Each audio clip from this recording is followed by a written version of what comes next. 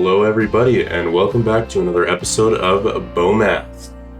If you can't tell from my voice, I'm a little under the weather, but that's alright because we got some math to do. In the last video, we talked about how to make our own divisibility rules for almost any number. And by almost any number, more specifically, it was for composite numbers. Basically, we looked at its prime factorization, and by using those prime factorizations, we were able to come up with some sort of divisibility rule for the number. So this was a pretty interesting application, and today we're going to be practicing this to get more comfortable with the surrounding ideas. So without further ado, here are the exercises, give them a shot, and then we'll jump into them together. Alright, question number 1. Is the following divisibility rule always true? If not, provide a counterexample. A number is divisible by 20 if it is divisible by both 10 and by 2. Alright, so what was the way we used to find a divisibility rule? Well, we started by looking at the number's prime factorization. Like we did with lowest common multiple, greatest common factor, everything boils down to the prime factorization. So 20 is 2 times 2 times 5.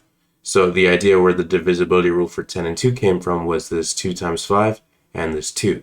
However, the problem with that is that the 2 that we're looking for could be covered by this 2 times 5 that the 10 is covering, right? So we aren't guaranteed to get both of these 2's. So we might think that the following rule is not true. And if we're supposing that, we need to provide a counterexample. So basically a number that's divisible by 10 and 2, but it's not divisible by 20, because that would show that the rule isn't always true. So can we think of a number that's divisible by 10 and by 2, but not by 20? Well, what about 10 itself, right? We know 10 is divisible by 10. And it's divisible by 2 because it's even, right? However, is 10 divisible by 20? No, it's not even as big as 20. So 10 is not divisible by 20.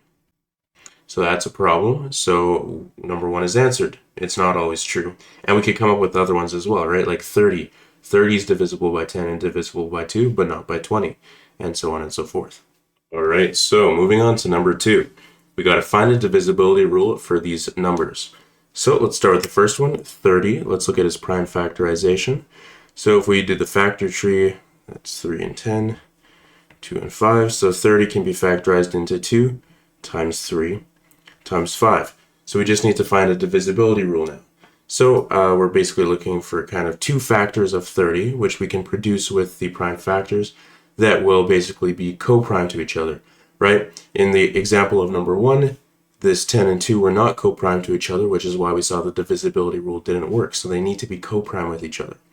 But that shouldn't be an issue because we don't have any repeated factors here, right? We can choose 2 times 3, which is 6, and we can choose 5. So 6 and 5 would be a pair of 30 that is co-prime. So we can say then that a number is divisible by 30 if it is both divisible by 5 and 6, right? Because we can look at the 5 and we can look at the 6. 5 times 6 is 30. So these are both, so this is basically a co-prime factor pair of 30. So that'll give us a divisibility rule. And there's other ones we could do too. We could do 2 times 15, or we could do 3 times 10. Those are all possibilities for 30. Moving on to number 8. 8's prime factorization is 2 times 2 times 2. So in this situation, we can't just say, oh, it's divisible by 4 and 2, because those aren't co-prime to each other. So in the lecture video, we saw that with 4, it was a similar situation where there was no co-prime factor pairs we could make to give us the number. Similarly here, there's no possible combinations of these we can choose that are going to be co-prime with each other. So to deal with this, what we did for the 4 case is we said, well, it had to be divisible by 2 twice. So it's going to be similar here. A divisibility rule that we can make for 8 is that a number is divisible by 8 if it is divisible by 2 3 times. So for example, 24, it's divisible by 2 once since it's even. Dividing it by 2 gives us 12. And then that's divisible again by 2 since it's even. So dividing it by 2 again gives us 6. And that's also divisible by 2 once again. So dividing it by 2 gives us 3. So it was divisible by 2 3 different times. So it's divisible by 8. Now, again, just like with the 4 case, this isn't exactly a super satisfying divisibility rule because ultimately we divided it by 2 3 times, or we divided it by 8 essentially, right? So it isn't much more effective than just seeing if the number can be divided by 8. However, it is still technically a divisibility rule. But in the next video, I'm going to show you a more effective divisibility rule for 4 and 8. But again, I just kind of wanted to fit with the pattern of making divisibility rules from the prime factors of numbers. But anyways, let's go on to the next one, 25. So 25, that is 5 times 5. So similarly to 4, 4 was 2 times 2, so we have two prime factors that are the same. And so like with the situation with 4 or with 8 that we just did, we're going to say that a number is divisible by 25 if it's divisible by 5 two different times. And again, there's potentially a more efficient way to get a divisibility rule by 25 instead of just seeing if it's divisible by 5 twice, because again, that's not super convenient to deal with. All right, in the last situation, we got 45. So 45 can be prime factorized into 3 times 3 times 5. All right, so this is a nice one because we can actually make a factor pair that's going to be co-prime. We could choose this 3 times 3 and this 5, right? Because 9 and 5 are going to be co-prime with each other. So that means then that we can say a number is divisible by 45 if it is divisible by 5 and by 9.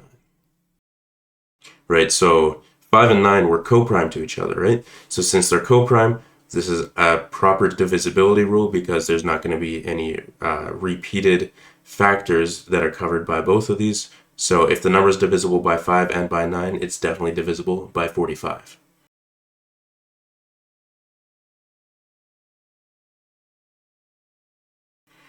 All right, so good work with that one. And if you want some extra practice, just pick any composite number and see if you can come up with divisibility rules for it, right? Because this method works for any composite number. Now, sometimes you'll encounter a prime number in the prime factorization that you don't necessarily have a divisibility rule for. For example, 14. 14's prime factorization is 7 and 2. So the divisibility rule would be 2 and 7. You don't necessarily know a divisibility rule for 7 right now, in which case you could either look one up, or you could just say, well, if I did know a divisibility rule for 7, this is how I would get the divisibility rule for 14. All right, so moving on to number 3. Assume we know the divisibility rule for any prime number. Give a method to find a number with at least 100 distinct divisibility rules. All right, so this one's kind of interesting. We're looking for a way to find a number with at least 100 distinct divisibility rules. So before we get to 100 distinct divisibility rules, how do we find a number with, let's say, 3 distinct divisibility rules? Well, if you recall from the lecture video, 30 had 3 distinct divisibility rules. And if we look at 30's prime factorization, it's 2 times 3 times 5. And the reason we were able to get 3 distinct divisibility rules is that we could form 3 different factor pairs that were all co-prime with each other. 2 times 15 was one pair. 3 times 2 and 5, so that's 3 times 10 was another pair. And 5 times 2 times 3 was another pair.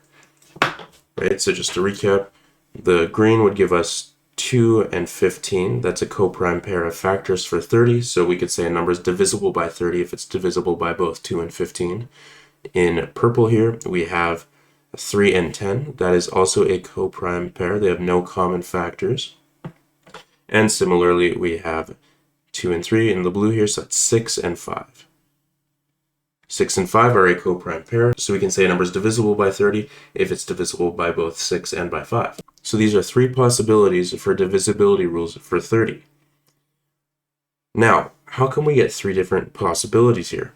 Well, we have 3 different prime numbers here, and essentially no matter which pairing we choose, since it's 3 distinct prime numbers, they're always going to be co-prime with each other. They're never going to have a common factor because, well, we only have one of each prime number here, so any of the numbers that we create from these prime numbers are going to be distinct from the remaining numbers because they only have a certain number of prime factors. So now what if we wanted to find a number with at least 4 distinct divisibility rules? Well, what if we just added another prime number? Because we saw that having 3 prime numbers gave us 3 different possibilities because all the prime numbers are co-prime with each other and thus all the factors they make will be co-prime. So what if we chose the next prime number? Well, 2 times 3 times 5, what's the next prime number? 7, right? So this number is going to be 210, and we're going to get at least 4 different divisibility rules here.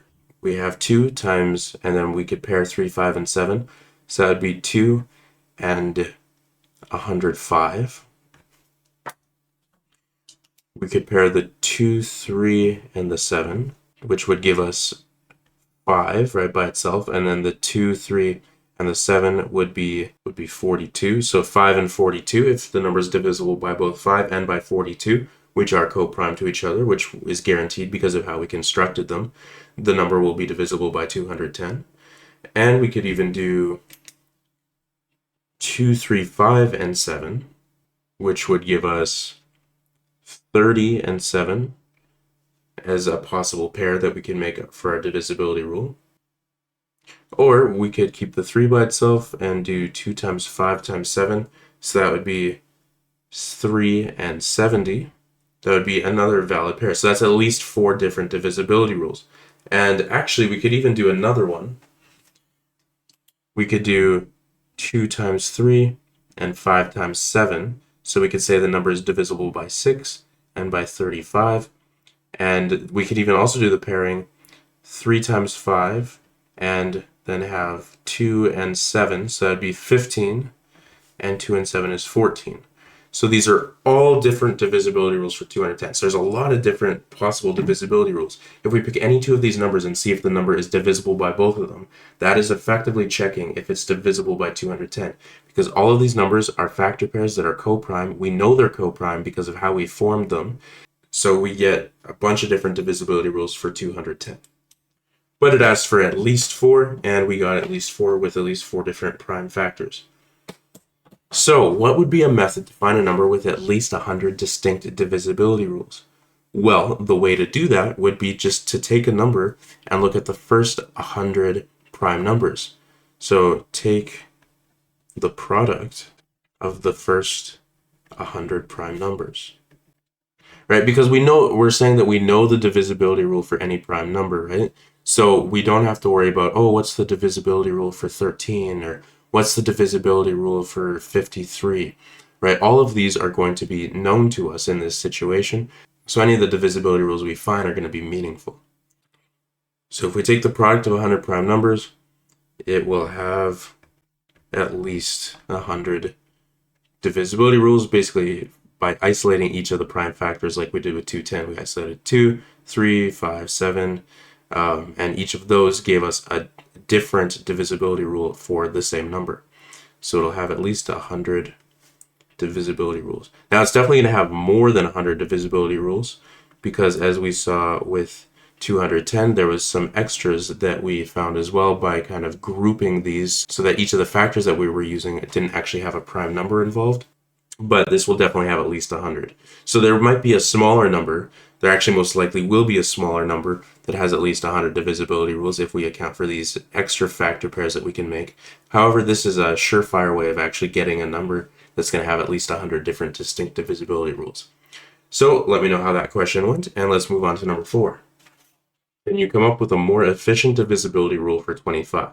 So in question 2, we already did that. We saw that a divisibility rule for 25 was it could be divided by 5 twice, and that's because, well, 25 equals 5 times 5. But again, we saw that wasn't a super efficient method. So is there a way for us to come up with a more efficient divisibility rule for 25? Well, one way to start finding a pattern for this is let's just look at multiples of 25.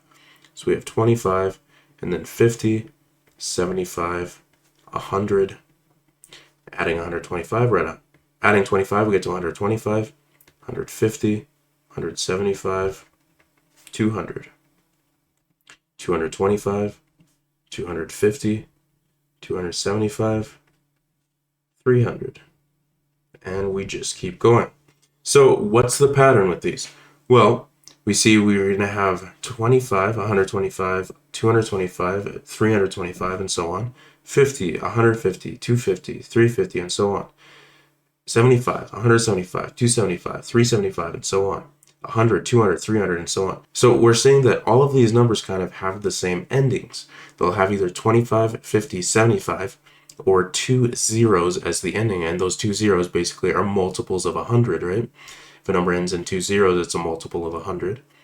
So a more efficient divisibility rule for 25, instead of having to check it's divisible by 5 two different times, would just be to see if it ends in 25, 50, 75, or 2 zeros. So let's write that down. Alright, so a number is divisible by 25 if it ends in a 25, 50, 75, or double zero. Alright, so that's a fairly simple one. We didn't actually end up using the method, and this is kind of to demonstrate that even though the method I showed is useful for finding divisibility rules, it's not necessarily the best way, and sometimes and oftentimes there are more efficient ways of finding a divisibility rule. So let's go on to the last question, number 5. Alright, so can you find a number that's divisible by both 10 and 15, but not by 6? So you could maybe try and play with a few numbers.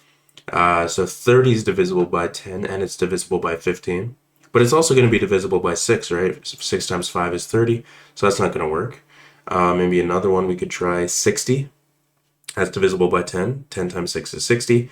15 times 4 is 60. But 6 is also a factor of 60, right? So it's not looking great with those first two examples we tried. But who knows, maybe there is a number out there that's divisible by 10 and 15, but not by 6. So how can we find it? Well, let's start by writing the prime factorizations of 10 and 15, and that might give us a clue as to what we should do. So 10, that is 2 times 5. So a divisibility rule for 10 would be it's divisible by 2 and by 5, right? And 15, that is 3 times 5, right?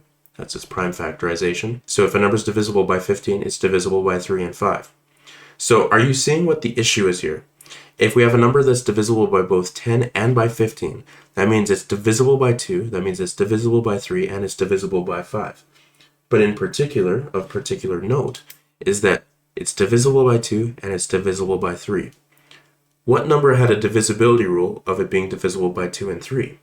6, right? 6's divisibility rule was it had to be divisible by 2 and divisible by 3, since 6's prime factorization is 2 times 3.